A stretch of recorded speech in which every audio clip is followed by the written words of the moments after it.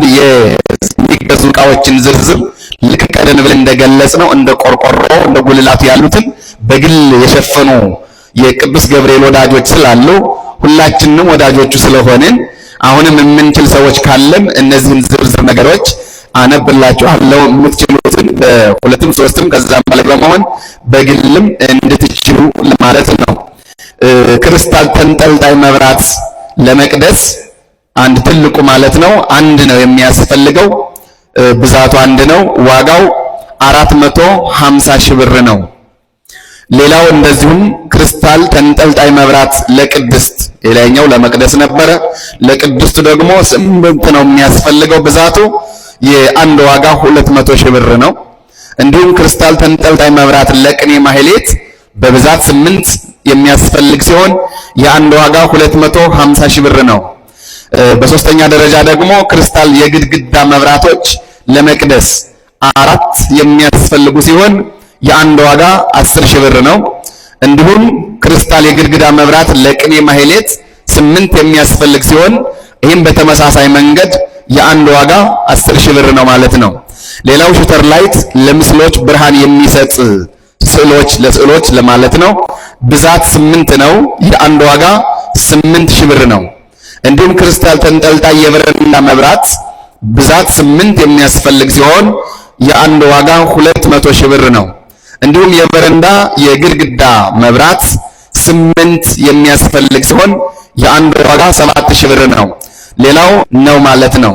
ሌላው የግድግዳ የእንጨት መሸፈኛ ወይም ወለል ክላዲንግ የሚባለው በካሬ በሜትር ብዛት 413 ሲሆን የአንድ ዋጋ 5 ሺህ ብር ነው።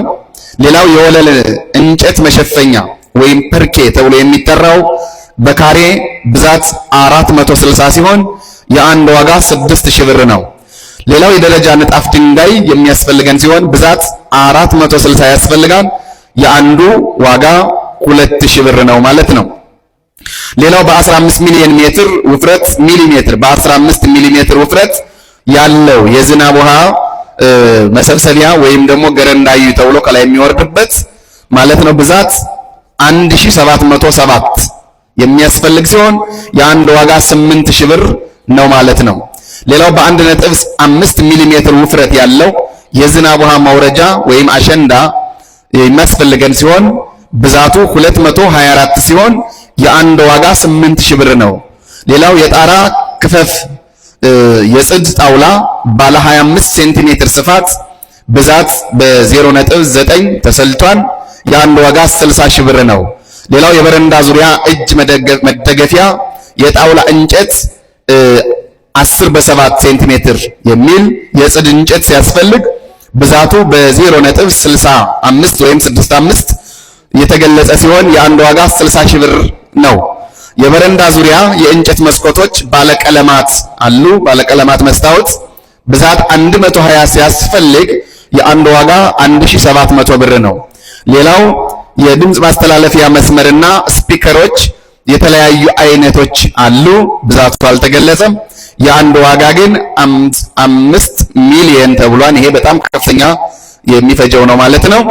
ሌላው የመብራት መንጠልጠያ ሰንሰለት ያስፈልጋል። እሱም ብዛቱ 25 በ9 የሆነ ነው። የአንድ ዋጋ 1000 ብር ነው ማለት ነው። የቅዱስ ገብርኤል ወዳጆች ከዚህ ውስጥ የምትችሉትን መርጣችሁ እንግዲህ